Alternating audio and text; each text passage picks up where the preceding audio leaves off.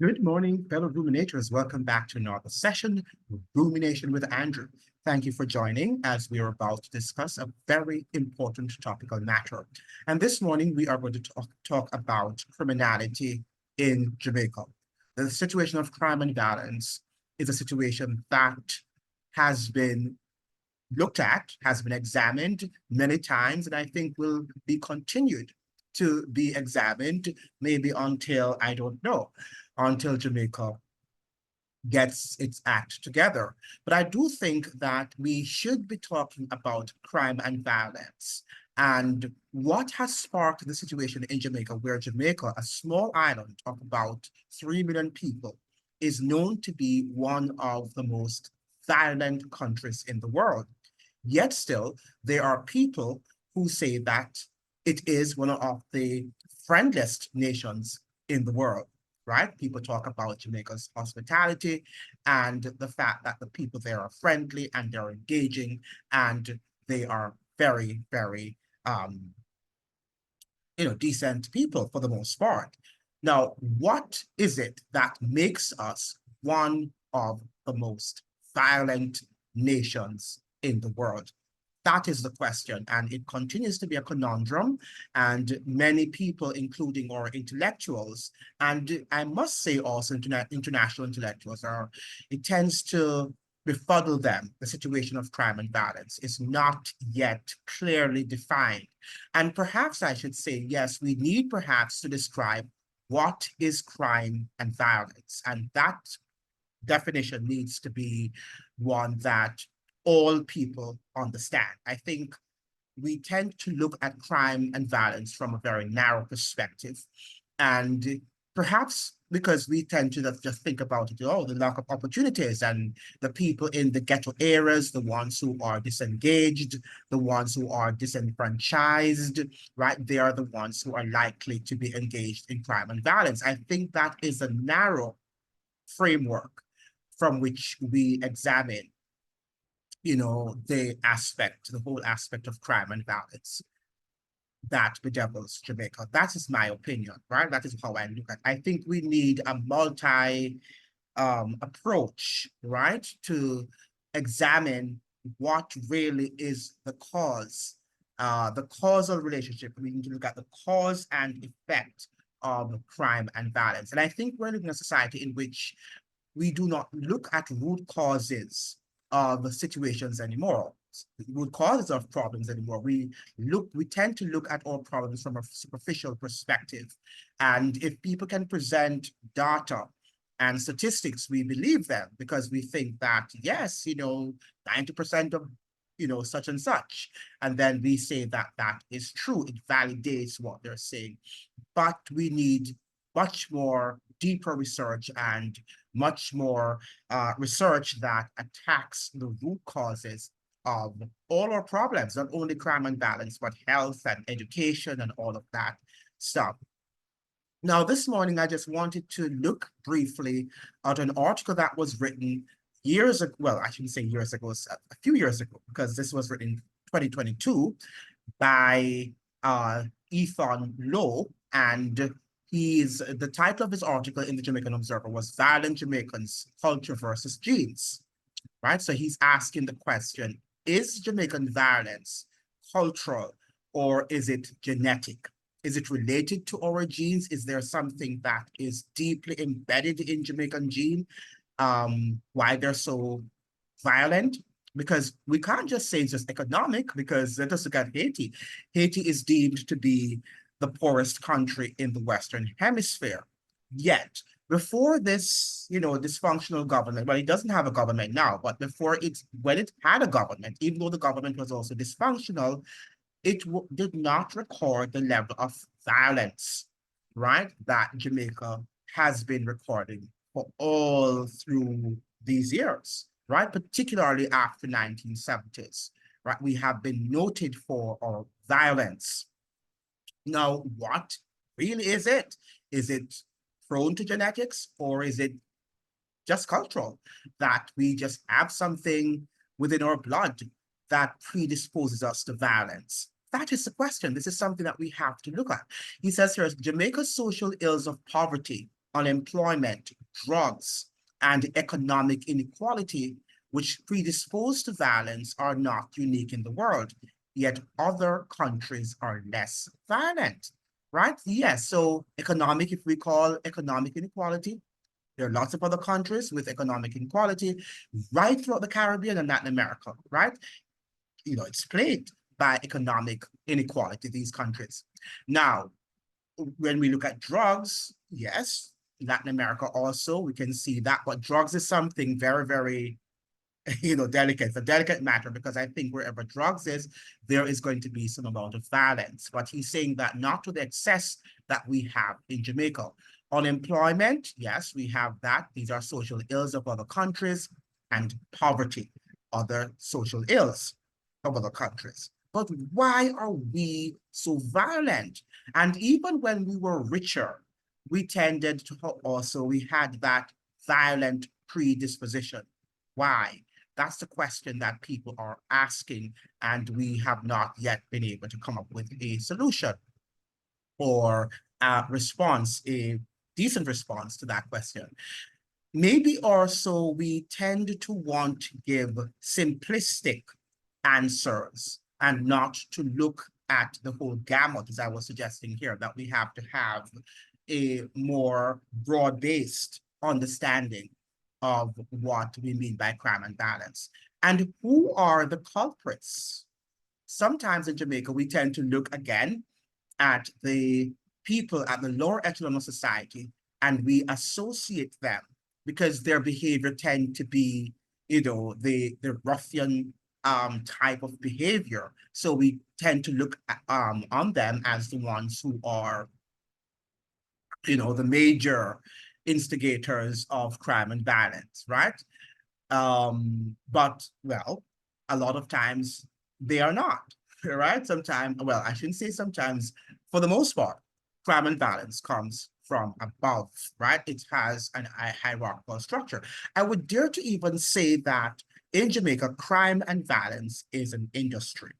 And that is something that I don't think many people have yet come to grips with, that it is a corporation. It's a large corporation, it's an industry, and it pays to kill, right? In Jamaica, it pays to kill. What we have not yet identified are the people at the higher echelons of society who control that hierarchical structure. People have not yet unveiled them, right? Disclosed them to us that people can see. Who are these people in the upper echelons of society? And perhaps outside of Jamaica, who are running this sort of criminal organization or criminal industry or criminal corporation, as I have just described it, because that is what it is. If it weren't, then it would have already been controlled, right? But because it functions, then nobody wants to tackle it. Remember now that slavery was also an industry. It was a big, massive, humongous corporation. It was a corporate structure, right? And it was also violent because it was done through violent means. That is how you have the wealth in the United States. For the most part, you have the wealth in the Caribbean and in Latin America, right? Of course, many of the people who were the victims of this violent system are still in poverty. But the ones who are the beneficiaries, the ones who have been the descendants of these wealthy people, they continue to bask in the wealth of these criminal sources, right? Their criminal forefathers. Now, this is not here. I'm not here to suggest on this channel that we should blame everything for what happened during slavery. But we must understand that we also need to right the wrongs, right? And if we have not, if we have not tried to correct what needs to be corrected, then we are not going to be able to move forward. And I think many people who argue for reparations, they always talk about the Jews, and the Holocaust and what happened there. The fact that these people were, they received their reparations is something that needs to be examined. But we're living in a world in which we have this sense of, we have a situation in which some people who say that they were victims or they are victims of a particular situation, sometimes they are not very genuine, and they also are merged, right? And they find themselves closely aligned with people who are major exploiters. And that's the problem. The hypocrisy in our world is too palpable, and it's sometimes difficult to decide who is genuine from who is, right, not genuine. And that is the problem we're having in society right now. So it's very difficult when our leaders speak. If they're speaking genuinely, we don't know who is aligned with whom and how much they're just trying to use their platform to extract and to extort more wealth from the people. But I think in Jamaica, let's get back on track, we've got to look at the upper echelons of society and to see what organizations, whether seen or unseen, that they might be engaged in that requires criminality. All right? Well, yeah. So all the organizations that they are engaged in that, have as its roots criminal elements, I think need to be uprooted, right, before we can actually deal with crime and violence in Jamaica. But I do not think that crime and violence in Jamaica is a result of genes, right? Well, maybe after years of, having it so, enmeshed in our culture, maybe after years it might, because it's just like we have just allowed ourselves to have become accustomed to that aspect of it, that eventually perhaps generations after generations, if we still continue to have this violent, continue to nurture, I should say, this violent society, it might then just become a part of our DNA. And that could be something that the scientists need to work on, that something might not be natural, right? We were not born with it. It just didn't happen naturally, right? It didn't come out of nature. But if having nurtured it for generations upon generations, can it then become a natural occurrence? Something that we perhaps need to look at, scientists perhaps need to delve into more, right? Because sometimes, it might not be natural in terms of that's not how the society started. Well, Jamaica started out violent. It was a violent society, at least after the Europeans came up on that island, right? You had the Spaniards and then you had the British, and the British were extremely violent, right? And they have not changed really now. They're also a violent society. We tend to look at it superficially, as I'm saying, but Britain is violent. And one of the things about these societies that they're able to, to police their society, police their people much better than, say, Jamaica does. And also our country is a major trafficking point, whether the trafficking of people, trafficking of babies, trafficking of drugs, right? Because remember now that's how it started. Slavery was the trafficking of people, right, from one country to the next. And if we look back at the history too, we must remember that Jamaica was the primary country through which lots of the countries, including North America, when North America was a part of the British Empire, right, before it became independent, they received a lot of slaves through Jamaica and other Caribbean countries. And Jamaica was, because that was the center. Jamaica was the center of the British Empire, when it came upon that island, right? It was the primary island that generated lots of funds, humongous profit for the British Empire. And that amount of money was generated through violence.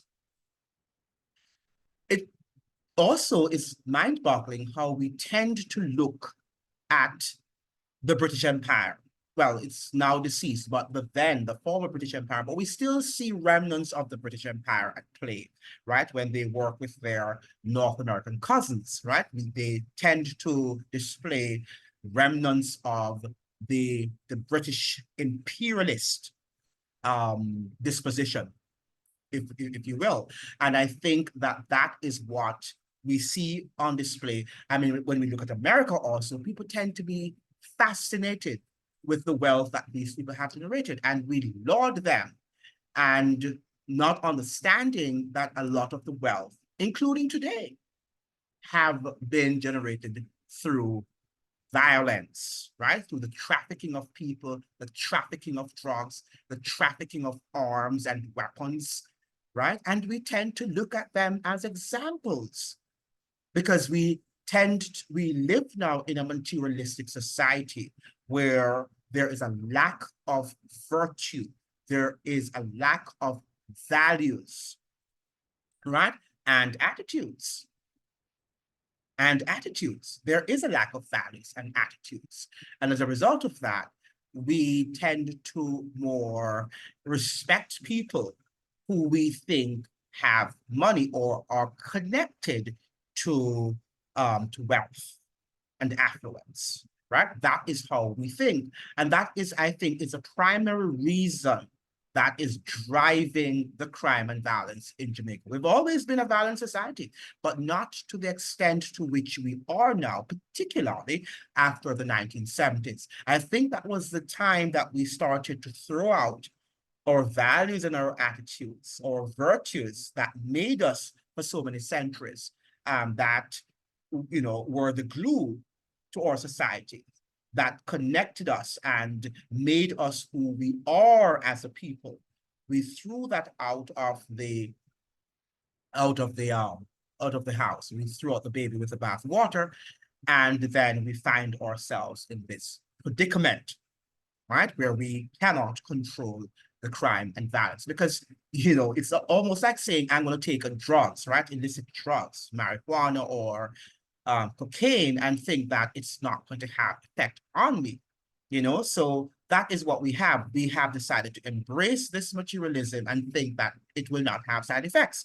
And one of the side effects, if not the major side effect of materialism, of living in a materialistic society, is crime and violence, right? Because that is what people are looking for. They're looking for respectability through having a large house, right? Having a certain watch, a certain brand name watch or brand name shoe or whatever. All right. That is what they're looking for. And if they can't find it, they're going to kill, they're going to murder someone to get it. We have a situation in Jamaica right now in which I understand that they rent a gun, right? These criminals rent guns and they go out in search of killing people, right? And that is an industry where people hustle and one of the hustlings is to kill.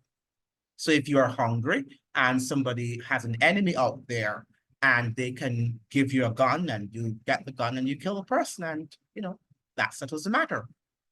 And this is the whole aspect we're talking about of values and attitudes. I do not know if anybody could ever put a gun in my hand and force me to go and just kill someone like that. Where is the conscience? Where is the level of morality to say, no, I can't do that? That is killing. The killing of a human life means that the human life right now is valueless. What is more important in our world right now is power and money, right? Material wealth. And that comes from Hollywood too. I think because we have seen in recent times, this sort of Hollywoodization of the world, if you will, because people are now viewing these movies, they're watching these Hollywood movies, and everybody has a phone. If they don't even have a TV, everybody has a phone, and they can get on Netflix, and they can get on all of these Amazons and all the nonsense that they watch, right? And we tend to think that these films are innocent, right? But they do have an impact on the subconscious mind, on the subconscious brain, something that we have to understand. And when we least expect, these influences do impact our society, right? Because what a man thinks, what he reflects on, that is who the man or the woman is, right? So if you're constantly thinking about country and Western movies, for example, they look innocent and people are shooting and they want to dominate and all of that stuff. That is who you're going to be, right? If you're constantly thinking about music that denigrates and objectifies women, then you're going to treat women like objects. And you are going to always try to denigrate them, to degrade them, to make them feel as if they're inferior to men. And so often in our institutions, for example, at the University of the West Indies, you'll find people who glorify the dancehall music that glorifies violence, yet still the same people, largely women professors, that we call them out, such like the Donna Hopes and the Carolyn Hoopers, they glorify dancehall music. At the same time, they will say every little thing. If a man disrespects a woman, they're going to say, not outside of the music now. If a man goes up on the podium and says something that they consider to display some sort of gender discrimination, right? They're going to call that person out, and they're going to have a field day on writing newspaper articles and talking a lot of things about why that should not be. It's gender discrimination, yet still they do not call out gender discrimination in the violent dancehall music in Jamaica. It's art. So don't you think when people are talking too, because language is art, and whether it's in the written form or the oral form, what I'm doing now is art. What I'm saying to you now is art. But when do we separate and when do we create lines of distinction between good art and bad art? Art that will not uplift, that will not elevate. We want art that will uplift. And good art is that which uplifts. Now, I'm not suggesting here that any man should go and use derogatory words against women. They should not. The point of what I'm raising here is the hypocrisy that we see in these, in academia particularly, and in other sectors of our society, where you talk about gender discrimination. At the same time, we see gender discrimination ad nauseum. We see it in the dancehall music, yet still people at the University of the West Indies, I'm not saying all, but the ones who are in the Department of, is it culture, right? At the University of the West Indies in Jamaica, they tend to glorify, as it were, dancehall music because it is the great art. And then they will tell you that that is how the culture is known. I was watching, an interview on CBM TV in Jamaica, and Tammy Mitchell was on it, and I'm not sure if it was the other young lady. What's her name again? The one that won the Miss. Well, she was the first runner up to Miss Universe. Yendi, right? Yendi Phillips, right? I'm not sure. Yeah, I think both of them were the interviewers and interviewing Donna Hope. And the fact of the matter is that whilst they were interviewing her about her books and dancehall music and the impact that it has had on Jamaica, Donna Hope, that's, Professor Donna Hope, that's at the University of the West Indies. She was just so much enthralled about how people know about Jamaica through our music, through our dancehall music. And she has traveled the length and breadth of the world. She has been to Japan and she has been to Europe, and she has not yet been to Africa, even though she was making claims and assertions that that we were African people. And this is he was alluding to the fact that this music is African, right? It's African to be violent and talk about violence and to denigrate women and all of the nonsense that we see in Jamaica is African. How does she know that? And she has never been to Africa. But this is a professor at the University of the West Indies. She has never been to Africa, but she is aligning the music to Africa, right? And this is not only Donna Hope doing that now. We are seeing that right throughout North America because that's where she got her PhD anyway. You know, we see that sort of system where you go to any PhD program and all they're doing and everything, all of the dysfunctional behaviors displayed by Black people, right, is from Africa. And nobody is yet trying to see the nexus between what happened to us and how this sort of dysfunctionality came about on the plantation because of the horrific experience that we've had in this part of the hemisphere because of the massacre and the exploitation of our people, of Black people, of the African diaspora. Nobody talks about that. All right. These values and attitudes did not come from North America or did not come from Jamaica, right? Or did not come from Trinidad, didn't come from Brazil, it came from Africa, you know? And nobody's suggesting that we have not had African roots and, well, we do not have African roots, I should say, and we do not have African elements and African influences on our culture, just like we've had European influences and Asian influences on our culture. What we're saying, we can't say because you have a predominantly dark-skinned population that everything came out of Africa, because the darkest skin in Jamaica, a lot of times, if you look back on the DNA, they have other influences too. They have other, you know, ethnic connections, right?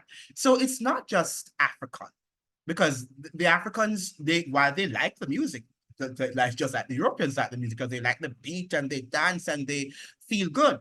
But it doesn't mean, therefore, that the music came from there, right? That this dancehall, this very rough and coarseness came from Africa. Because I think it is uniquely Jamaican. I think it is uniquely Jamaica. I was watching an interview some times ago also.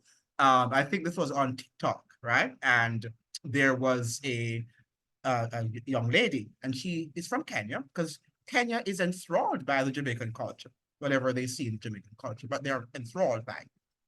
And she was on the streets in Nairobi, and she was asking a lot of the guys and girls that passed by what fascinated them about the Jamaican culture, you know, and one of the young men said that he, and not only him, but a number of others, they like the rude boy culture. They like that this brassness and this rude boy image of the Jamaican man that our media houses have displayed, right? Have disseminated to the world, right? That is what they are more attracted by. Or attracted to, I should say. I say attracted by. Yeah, they're attracted to that sort of culture, right? That is what they are attracted to. That is what captivates their attention about Jamaica. Interesting, you know, it's an interesting sort of phenomena. But, you know, but the thing about it is that I don't see that level of rawness and this, you know, brashness and crudity in the not the Nigerian, but the Kenyan culture, right? In the Kenyan culture. I know that we, you know, our people mostly came from West Africa, right? So from Ghana and from that West Africa coast. But the fact of the matter is that we've got to look at the entire cultural dynamics at play and see what, you know, and try to examine, I should say, what is happening to Jamaica. What has caused us to be one of the most violent nations in the world, yet still we tend to be one of the friendliest countries in the world, right? And that is the question that we've got to really contemplate. Now, let's look at the article that the person here, Elton Lowe, has written. And he says that the violence now ravaging Jamaica has earned for the island the unenviable reputation of being the world's second most dangerous country, with a murder rate of 43.85 per 100,000 people. El Salvador has the highest of 52.02 per 100,000 people, and that's coming from Statista Research Department. That's May 5th, 2002. So in 2002, we were the second most violent nation in the world, right? Only El Salvador was ahead. He continues to say the days when teachers were greeted with respect by students standing and a brisk good morning when they entered classrooms are long gone, right? Yes. So we remember when teachers were highly respected. And in some parts of Jamaica, in some very rural parts of Jamaica, you find that still. If you say that you're a teacher, they will give you a seat because they respect the fact that you are a symbol of knowledge, of education, which they still respect. But we are living in a society when you go to Kingston and some of these larger towns and cities, you're not going to see that, right? Teachers are no longer respected because teachers don't generate the amount of income that other professions generate, and they're not driving the best cars, and perhaps they are not catching the attention of our younger population because, you know, teachers are not the symbols of who a progressive person should be, right? And the society is built on that. Whether we like it or not, consciously or unconsciously, people tend to, you know, associate themselves with people whom they think are economically progressive. They're not going to associate themselves. They pretend, but they tend not to want to associate themselves with people who are not economically progressive, who are not driving a certain car, who are not living in a certain neighborhood, and the stuff goes and so on, so on, so on, right? They want to be able to associate themselves with whom they think are economically solvent. Now, the country, he says, became unhinged when a comely young girl in a wet t-shirt, smiling seductively, dominated the billboards. Jamaica, no problem, was the message. Blessed, we were reminded, with sea and sand and sun, and yes, beautiful girls. How could there be a problem? And I think that is one of the reasons why we are where we are, because we have to market ourselves, right? As sun, sand, and sea. And you have all of these things. Yes, come for the marijuana and Jamaica, no problem, man. Right? And we also have to use our Bob Marley as the major promoter, even though he has died many years ago, right? But his music still continues to live on, and people of the world like his music. So we have to use him, even though we did not respect him when he was alive, right? And I think one of the things that is causing the hypocrisy is that we are hypocritical people, right? That is the whole thing, that we are hypocritical. And until people recognize that you are doing well economically, they are not going to recognize you, right? They do not want to be your friends. And I've had situations like that. If you're not in that sort of, you know, progressive and, you know, where people actually see that you are doing something, and as soon as they see that you are, you know, you have earned or gathered some amount of money, right? Everybody wants to talk to you, right? Everybody wants to be your friend. But as soon as something happens to you where perhaps that money evaporated or the opportunities evaporated, then nobody wants to be your friend, right? Because that is how Jamaican society is. That is how we operate. So living in this fool's paradise of the sun and sand and sea, Jamaica breezed along its merry way. In the 80s and 90s, Jamaicans greedily looked to our northern neighbor, the United States, tempted by its proximity and its vast riches, hoping for a slice of the American hedonistic, materialistic pie. And this is what has happened, that we now looked at North America as the example of what Jamaica should be. When if you look at the history of North America and even what happens at present, America is not a standard for for Jamaica's development or for any country's development, as a matter of fact.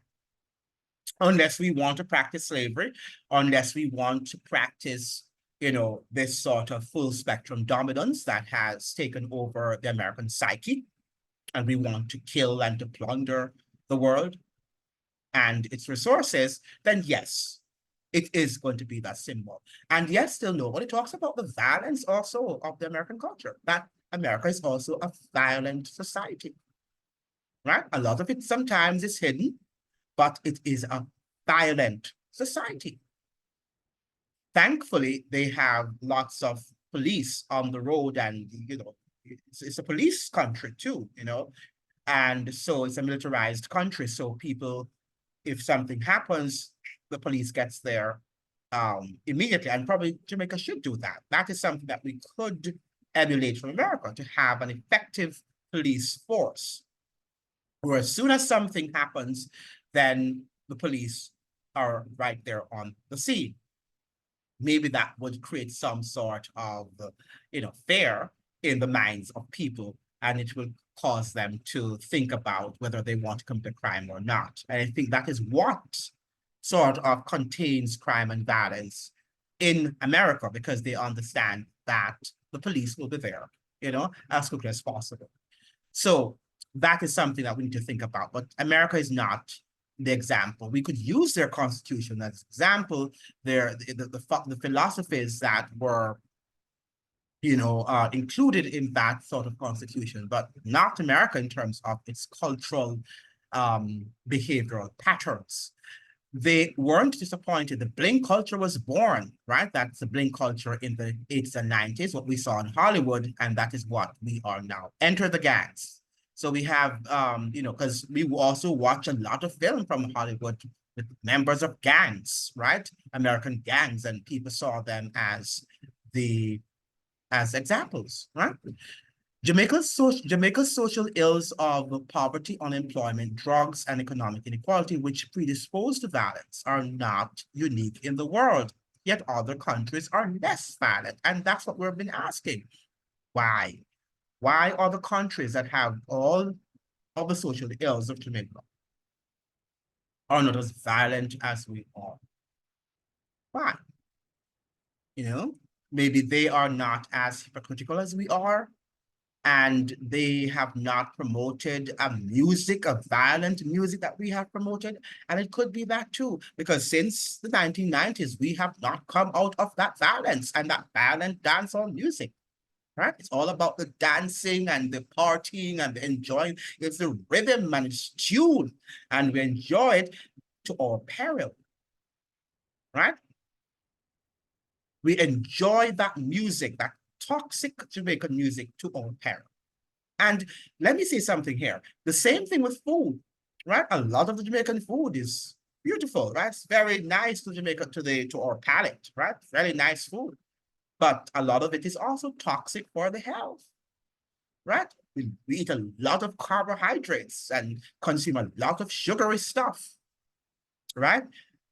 Which right now are affecting our health. All of these foods are affecting our health.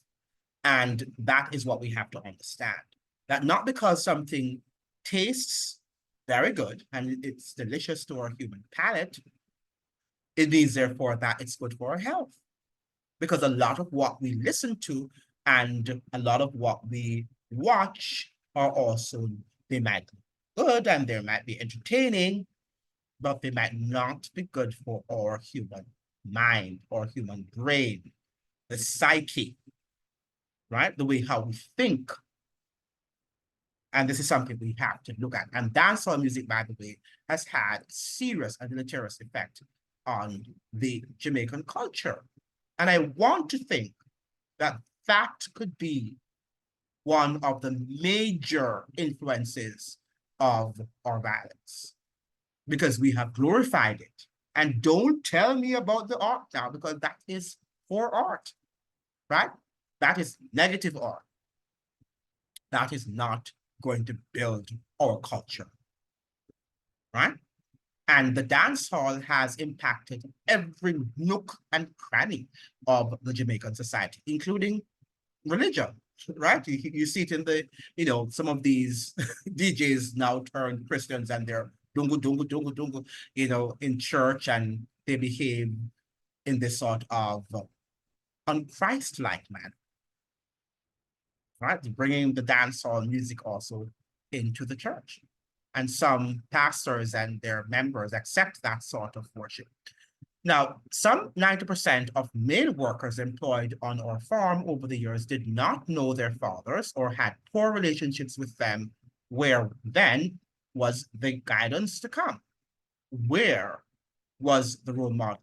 Mothers, bless their souls, by the Herculean efforts, kept families and country together, but their roles cannot substitute for those of fathers. Because again, we have the whole matter where men should have enough gal, right? And for those of you who don't understand, it means that men should have loads of women. Enough means a lot, many, right? So the men should have enough gal, that they should have a lot of women, right? That is the dancehall, sort of culture. It's a dancehall culture, right? And we love it, and the young people dance it, and we have generations upon generations who which have been lost. Right?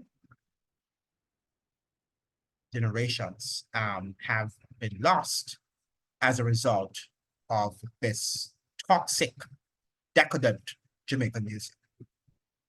Right? We have to get back to soft and refined and gentler music. Let's get back to those days, having this rough and coarse and, and boorish lyrics that we tend to disseminate to the world and say that because it's behind, and it's so demonic that it's behind this, intoxicating rhythm. And sometimes even when, even though I find it to be obnoxious, right? Music, when the music comes on, you find yourself rocking to it sometimes, subconsciously, unconsciously, right? Because it is intoxicating, just like, rum and, and alcoholic beverages, right? And drugs, right? The Jamaican music is intoxicating. The food is also intoxicating, right? But we have to reassess ourselves and see what is good and what is bad. We cannot now, at this juncture of the history, begin to say there's no right and there's no wrong.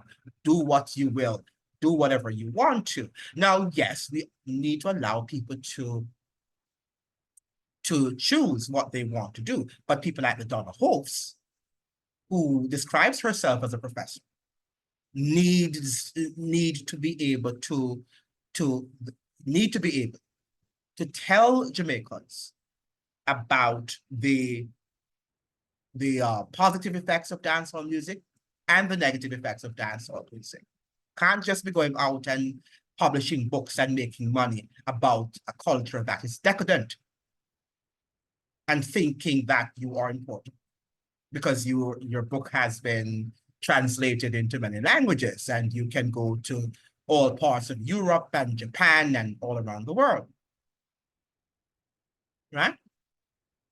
So she's also connected to that materialistic culture, right? Because if you're writing a book on dancehall, you must present the pros and the cons. And as far as I'm concerned, there are more cons than pros with regard to dancehall music. It's evident, all right? It is in every nook, everywhere you go in Jamaica, you can see the negative influence of dancehall music and dancehall and the cultural norms and mores that have been inculcated in our culture for too long. And generations, I say again, have been lost, right? Because that's our culture is a bling culture, right? And you don't have to have an education, just go and bust a tune and dance and you sing and you make loads of money. And then you can immigrate to North America and buy a big home and people traverse back and forth and they just live this bling life, right?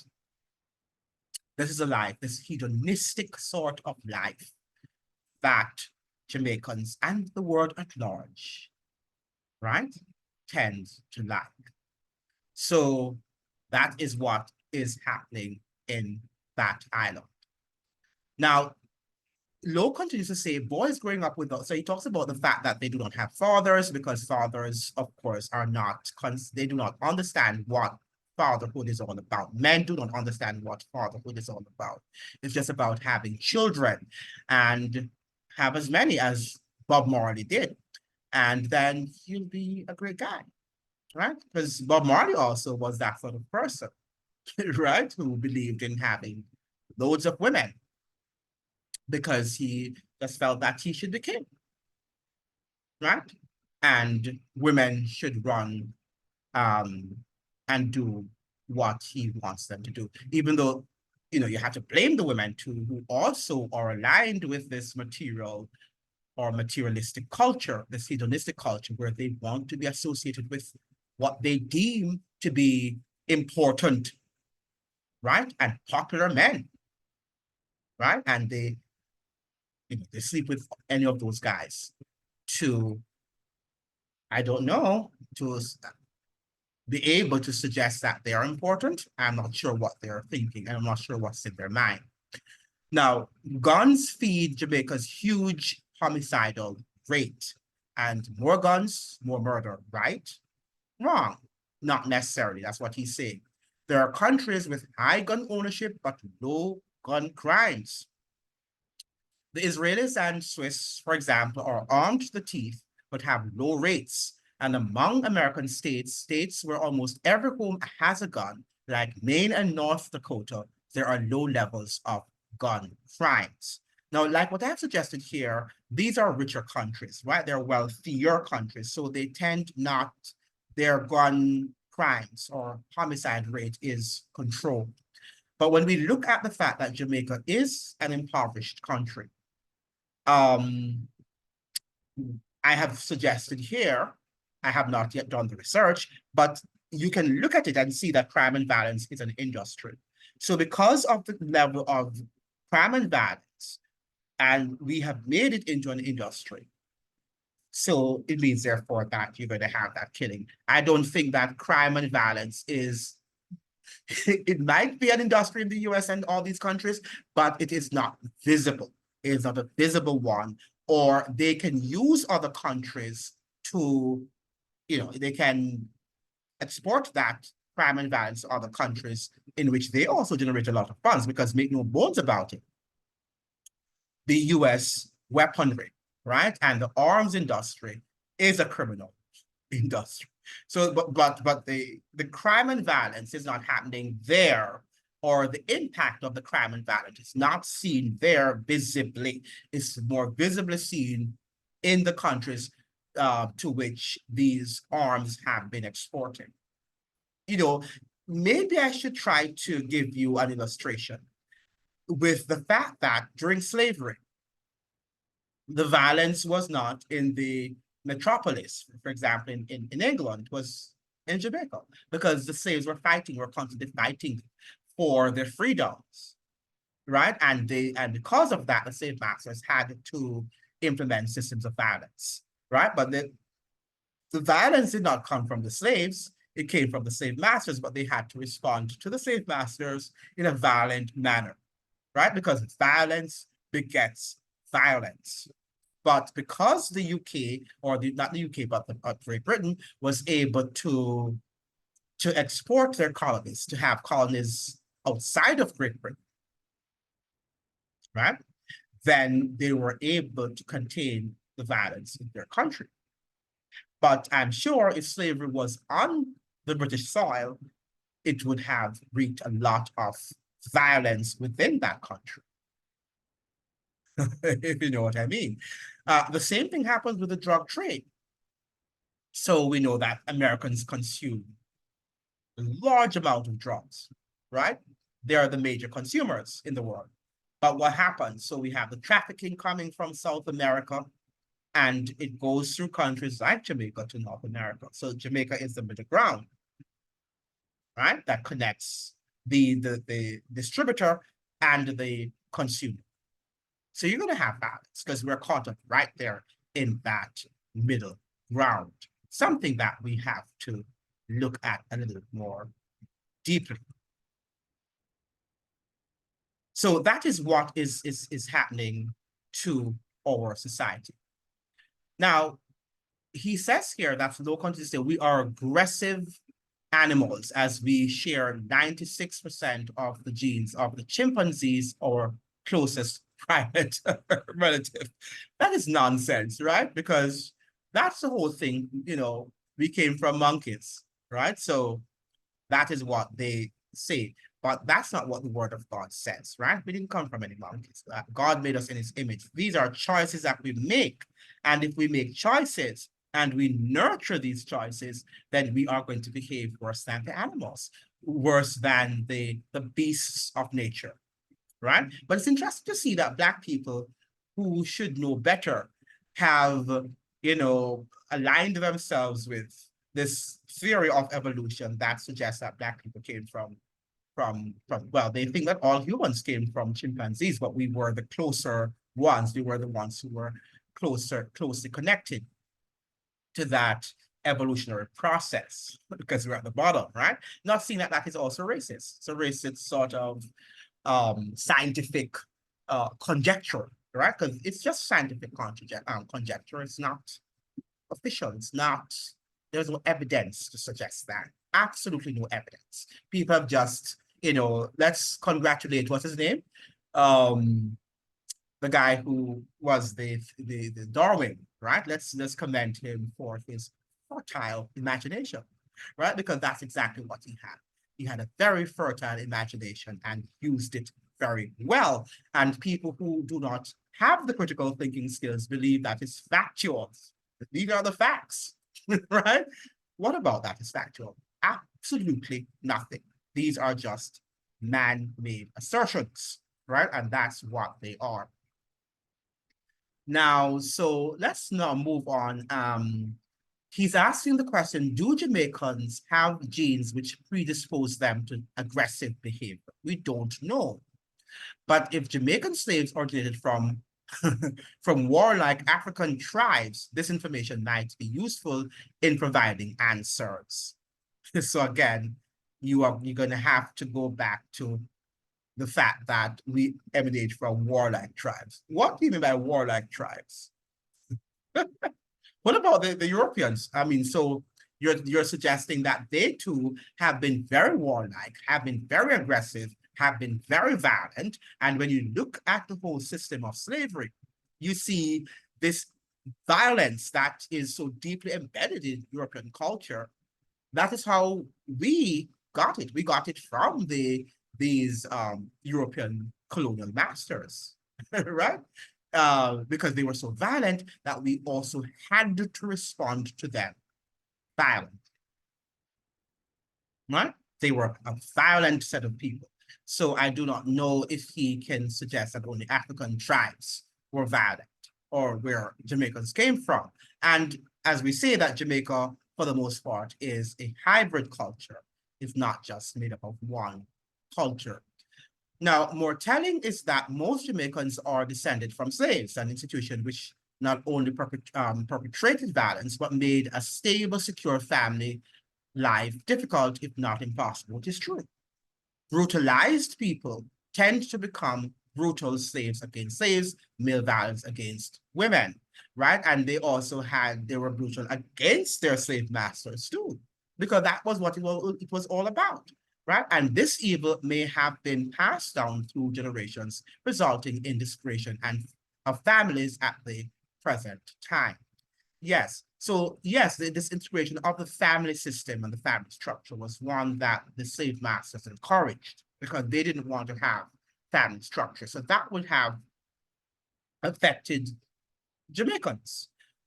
what should have been done after the institution was abolished was that the rights should have been righted, as I suggested early on, and the British should have invested money to develop Jamaica.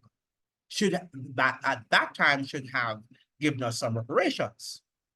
Had we not now used that reparation money or income to develop the nation, then they could blame us because they could say that they gave us money and they reimbursed us. And I mean, no amount of money can compensate any of these slave holding nations or these countries that were built on slavery.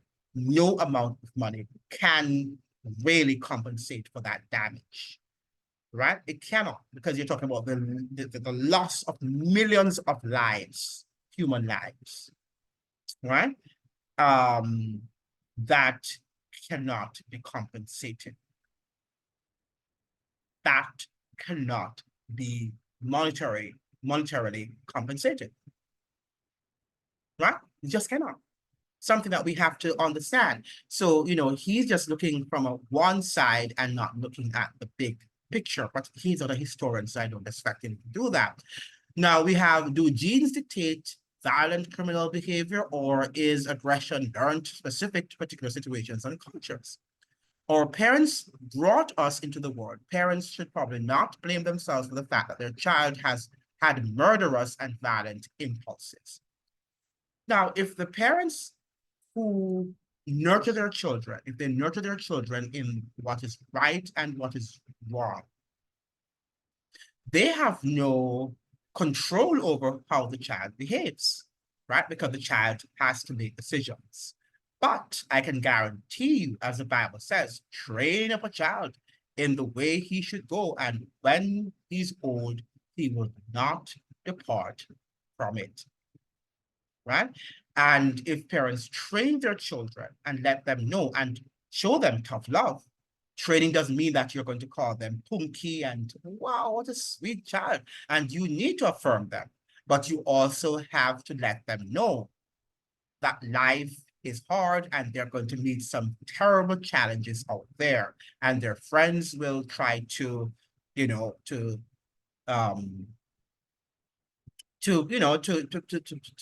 them, to woo them into doing things that are not right, but it is their freedom of choice to say no, and they have to be strong. The problem is that many of our parents are not strong people. They themselves do not have strong characters, and they cannot say no. They don't like to, many people want to fit in with a crowd.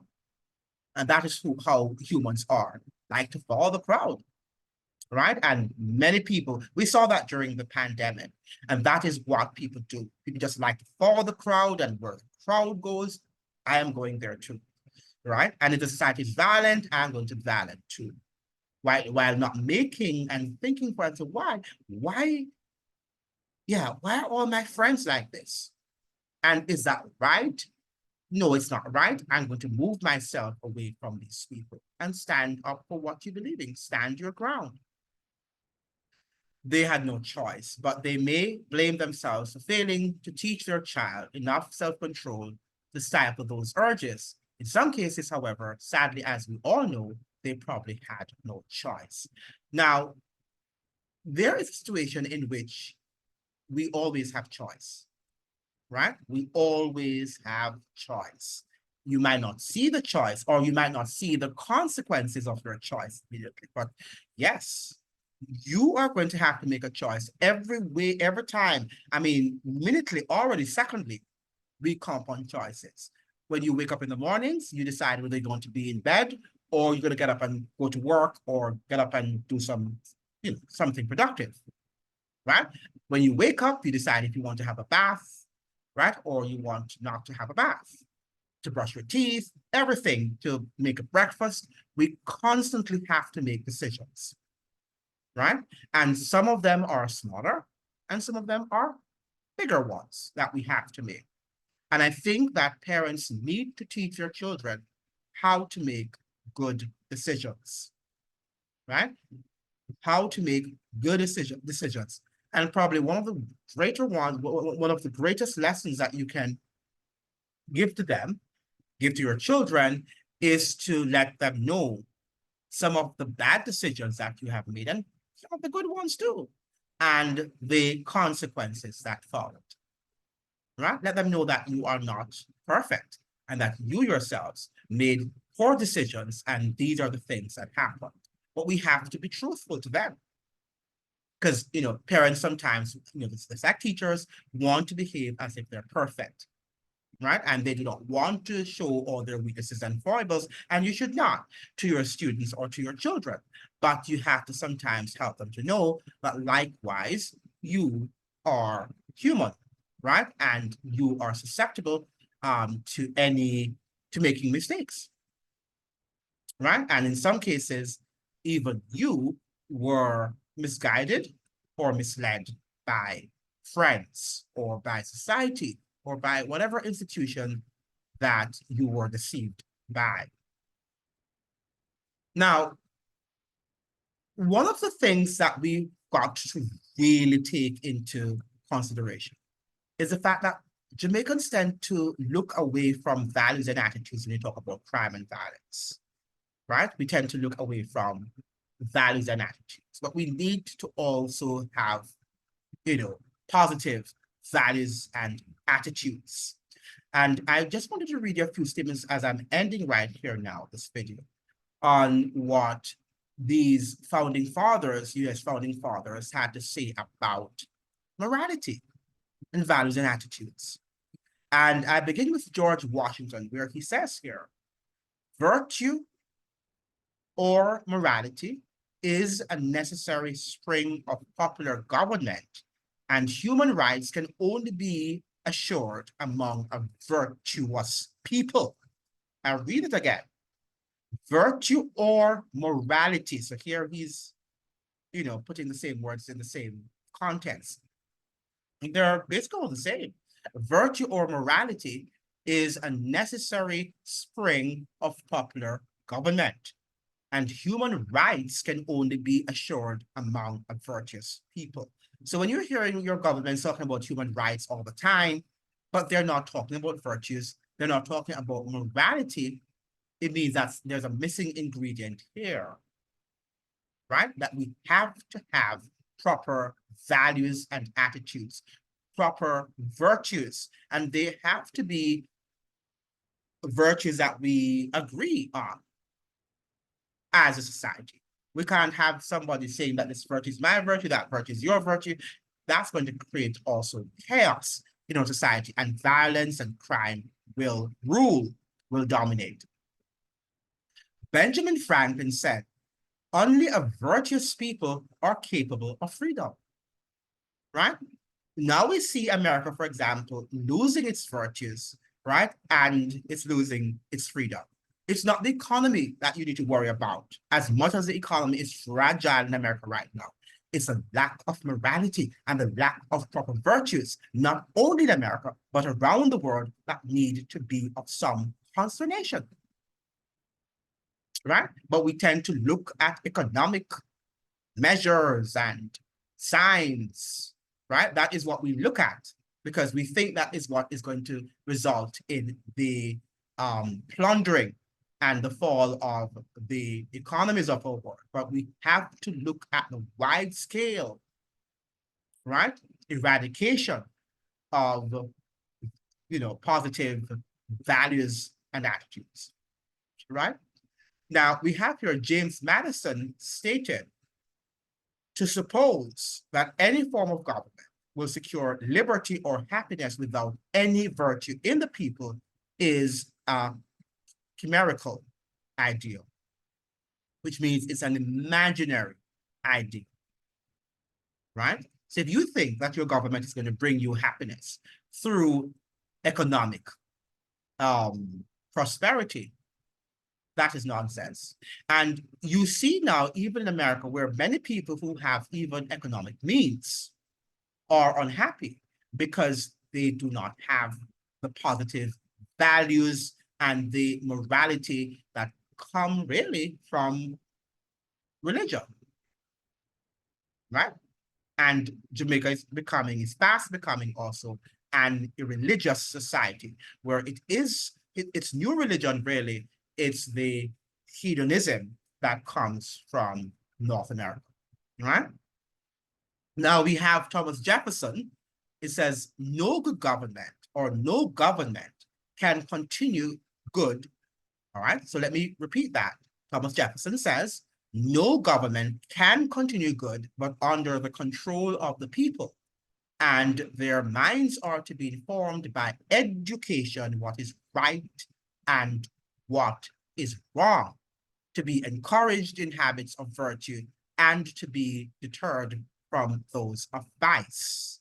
These are the inculcations necessary to render the people a sure basis for the structure and order of government, right? So good government can only happen if you are governing virtuous people. And if the people who are also governing you, who comprise or who make up the government, are also virtuous people, right? They have to be virtuous people, not people who are just about, you see them dressing in ties and jackets and you think that they are respectable, but their lives, right, should portray that sort of virtue in everything, in their words, in their deeds, their language, in their daily associations with people, the organizations with which they are affiliated, the people with whom they are affiliated, their families, they should be virtuous people. But what we glorify today are not virtues. We glorify materialistic hedonism, right? That is what we glorify. And this tourism industry and the tourism sector has also encouraged that, where tourists go to these countries and they go for sun, sex, and sand and all of this nonsense, right? And this is what we see. We see these people appearing to be happy and appearing as important people, and many of whom are also unhappy, and they're not very positive people. They're toxic people. But the fact of the matter is that that is what is shown to us. And we think, wow, I would like to be like that, right? When that is not the reality. So we need to get back to the reality, Jamaicans, and we need to understand that crime and violence is something that we have to attack from a broad-based perspective. It can't just be, yes, Jamaica's problem, because it's international, it's global. We're in a globalized economy. And oftentimes when I hear people like the Ratigans, the Wilfred Ratigans and these people talk on these Jamaican podcasts, they're just suggesting that Jamaica is there by itself, it's independent, it's sovereign, and it should control crime and violence. But Jamaica is not a sovereign state as we think it is. It's not. And it's controlled by the globalists, right? And Jamaica, does not control the global economy, right? We do not. We are probably the bottom, really. So come on, let's now get to tackle the realities, the socioeconomic realities, and also political realities that bedevil our world, and understand that but we need to fix ourselves first before we can tackle the global dysfunctions in our society, right? Let's fix our behavior. Let's fix our problems of lack of productivity, or problems with the dancehall music. The dancehall culture need to go. That dancehall culture needs to go. It has time. It has spent a long time with us, and it's time for it to go.